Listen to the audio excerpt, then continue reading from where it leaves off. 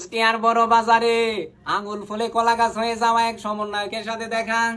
আনোয়ার ভাই ভুন্ডা নিয়ে যেন কোথায় যাচ্ছে, পেছনে বসা এক মমতাজ মার্কা মহিলা। আমি ভাইকে জিজ্ঞেস করলাম, ভাই উনি কে? বলতেছে মোবারক, এ তোমার ভাবি। তো ভাবি তো বুঝলাম, এ কি পরিয়েছেন, শাড়ি না মশারি?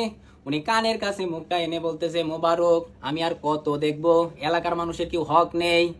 উনি ওনার বউ দেখিয়ে এলাকাবাসীর হক আদায় করছে। অথচ গত বছর আগস্টে এ বন্যা হয়েছে দেশে, এই বন্যার টাকা কোথায় আছে, কিভাবে আছে, কার কাছে আছে, কোন কায়দায় খরচ করা হচ্ছে, মানুষ তো এগুলা কিছু জানে না। আপনাদের যে এলাকা, এই এলাকায় কেউ কি বন্যার টাকা মেরেছে? একজনও নাই। মনে হচ্ছে যেন আল্লাহর ওলি। বিবাহ করলে আমি এই এলাকায় করব। আপনাদের হলে হলে যারা বন্যার টাকা মেরে দিয়েছে তাদেরকে খবর রাখুন, তাদের পিছনের গতিবিধি লক্ষ্য করার চেষ্টা করুন।